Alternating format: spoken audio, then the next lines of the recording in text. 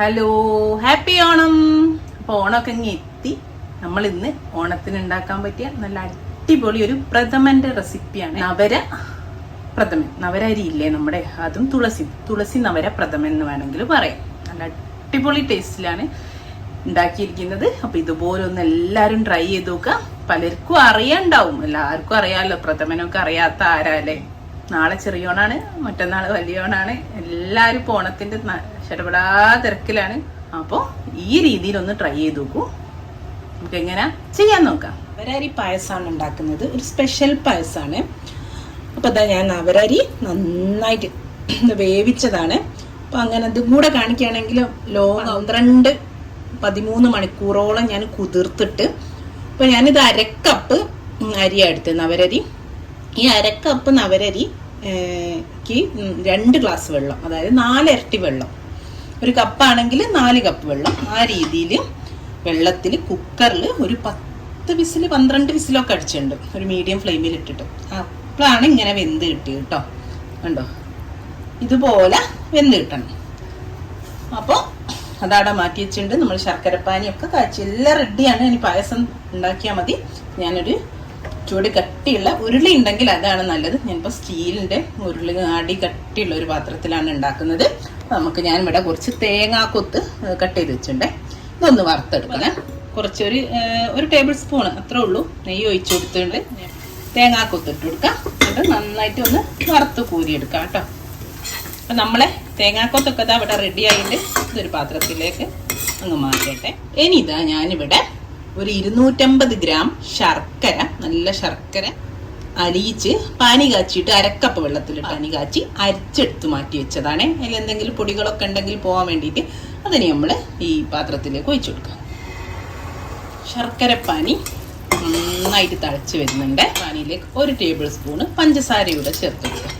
ഈ പഞ്ചസാര ഇതിൽ കിടന്ന് ഒന്ന് മെൽറ്റ് ആവട്ടെ. അപ്പം നല്ല എല്ലാം ഒന്ന് ബാലൻസ് ചെയ്യാൻ വേണ്ടിയിട്ടാണ്.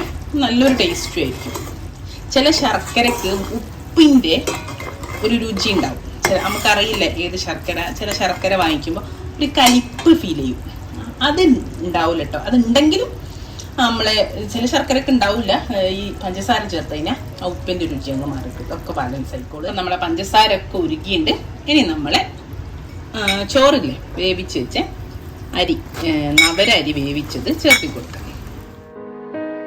നന്നായിട്ട് ഈ കട്ട ഒടിച്ചെടുക്കണേ. ചൂടാകുമ്പോൾ പെട്ടെന്ന് ഒടിയും. കുറച്ച് ടൈമായി ഇത് വെച്ചിട്ട്, അതുകൊണ്ടാണ് ഒന്നും ഇങ്ങനെ കട്ട കിട്ടി പെട്ടെന്ന് തന്നെ ആയിക്കോട്ടെ.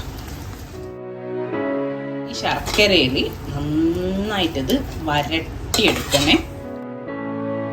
കാരണം ഈ ശർക്കര മധുരം മൊത്തം ഈ ചോറിലേക്ക് പിടിക്കണം. അപ്പം അതിൻ്റെ കൂടെ തന്നെ ഞാനിതാ ഒരു 3-4 ഇല, 5 ഇല പോലെ തുളസി ഇല ചേർത്തിട്ട്. അപ്പോൾ നമ്മൾ പായസം നല്ലൊരു ടേസ്റ്റ് എടുക്കും കേട്ടോ. തുളസി നവര പായസം എന്ന് വേണമെങ്കിൽ പറയാം. തുളസി നവര പ്രഥമൻ എന്നൊക്കെ പറയാം. അപ്പം ആ തുളസിയും ഈ റൈസും ഇതിലൊന്ന് നന്നായിട്ട് നമുക്ക് വരട്ടിയെടുക്കണം. വയന്ന് വരുന്നുണ്ട്. വരട്ടിയെടുക്കില്ല, അതുപോലെ തന്നെ ചെയ്യണം. ഇത്തിരി നെയ്യ് ചേർത്ത് കൊടുക്കേ. വരട്ടിയെടുക്കുമ്പോൾ അപ്പം തന്നെ നല്ലൊരു മണം, ഇപ്പം കഴിക്കാൻ തോന്നുന്ന ആ ഒരു മണം വരുന്നുണ്ട് കേട്ടോ. ഈ നെയ്യിൽ വയറ്റുന്ന തുളസിയിലെ അരിയൊക്കെ വയറ്റുമ്പോൾ വല്ലാത്തൊരു മണം, കഴിക്കാൻ കൊതിയാവുന്നൊരു മണം.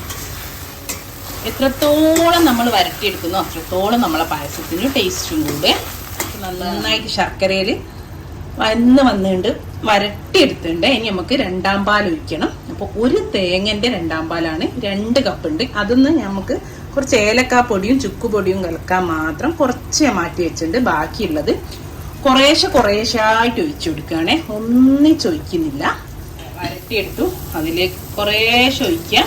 നമുക്ക് നന്നായിട്ട് യോജിപ്പിച്ച് കൊടുക്കാം. ഒന്നിച്ചൊഴിച്ചാൽ ആ ഒരു ഇതുണ്ടാവില്ല. നല്ല ചൂടായി. ഇനി ഇതൊന്ന് തിളക്കിയട്ടെ പാല്. അപ്പം നമുക്ക് കുറച്ചുകൂടെ ഒഴിച്ചു കൊടുക്കാം. അങ്ങനെ കുറേശ്ശായിട്ട് നമ്മൾ 2ാം പാല് യോജിപ്പിച്ചെടുക്കണം. ഒന്ന് തള വരുന്നുണ്ട്. അപ്പോൾ അതാ കുറച്ചുകൂടെ ഒഴിച്ചു കൊടുക്കാം. എന്നിട്ട് വീണ്ടും യോജിപ്പിച്ച് കൊടുക്കാം. എന്നിട്ട് ഒരു പ്രാവശ്യത്തിൽ കൂടെ ഇനി നമുക്ക് ഇതാ ബാക്കിയോടെ ഒഴിച്ചു കൊടുക്കാം. ഇനി ഒരു 10-12 മിനിറ്റ് തിളച്ച് ഇതിന് തേങ്ങാപ്പാലൊന്ന് വെന്ത് വരട്ടെ.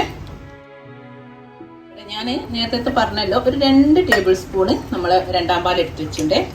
അതിലേക്ക് ഒരു 1/4 ടീസ്പൂണ് ഏലക്ക പൊടിച്ചത്. ഇത് നിർബന്ധമൊന്നുമില്ല കേട്ടോ, നമുക്ക് മറ്റേതിൻ്റെ ആ ഒരു ഫ്ലേവർ മാത്രം മതിയെങ്കിൽ അത് മതി. ഒരു നിർബന്ധവും ഇല്ല ഏലക്കായും ചുക്കുപൊടിയും ജീരകപ്പൊടിയും ഒക്കെ ഇടണമെന്ന്. ഞാൻ ജീരകപ്പൊടി ഇടുന്നില്ല. ഒരു 1/4 ടീസ്പൂണ് ചുക്കുപൊടിയും ഇട്ടിട്ട് നന്നായിട്ട് മിക്സ് ചെയ്തിട്ട് ഇതും നമ്മളെ പായസത്തിലേക്ക് ഒഴിച്ചു കൊടുക്കാം. ചുക്കുപൊടി ഒന്ന് കട്ട കിട്ടുമ്പോൾ അതിണ്ട്. അപ്പോൾ അത് നന്നായിട്ട് മിക്സ് ചെയ്യുക. കട്ട കിട്ടാതിരിക്കാൻ വേണ്ടിയിട്ടാണ് നമ്മളിങ്ങനെ ചെയ്യുന്നത് കേട്ടോ. അപ്പോൾ നമ്മളെ ചുക്കുപൊടിയും ഏലക്കാപ്പൊടിയും ചേർത്ത തേങ്ങാപ്പാലൂടെ ഒഴിച്ചു കൊടുക്കുക. തിളച്ചോണ്ടിരിക്കുകയായിരുന്നു കേട്ടോ. കഴിഞ്ഞു. ഇത്ര പണിയേ ഉള്ളൂ പായസത്തിന്. ഒക്കെ ഒന്ന് ആദ്യം റെഡിയാക്കി വെച്ചാൽ ഈസിയാണ്.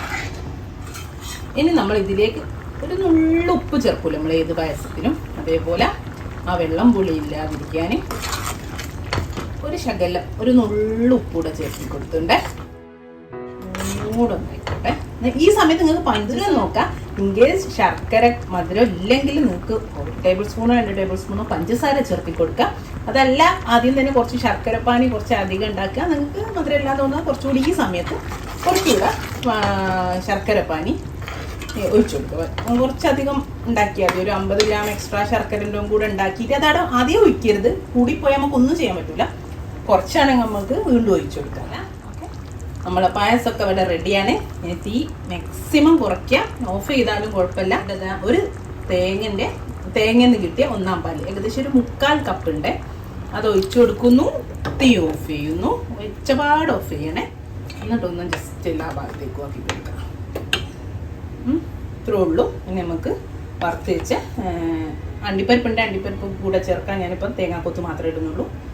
ഓക്കെ, അതാ ഞാൻ തേങ്ങാക്കൊത്തും ചേർക്കുന്നുണ്ട്. ഇത്രേ ഉള്ളൂ. നമ്മളെ പായസം ഇവിടെ റെഡിയാണ്. അടിപൊളി ടേസ്റ്റ് കേട്ടോ. ഓണമൊക്കെ ഇങ്ങെത്തില്ലേ. മറ്റന്നാളാണ് വലിയ ഓണം, നാളെ ചെറിയ ഓണാണ്. അപ്പം എല്ലാവരും ട്രൈ ചെയ്ത് നോക്കുക. ഇൻഷാ അല്ലാഹ് നല്ലൊരു വീഡിയോ ആയിട്ട് നമുക്ക് വീണ്ടും കാണാം. Thank you.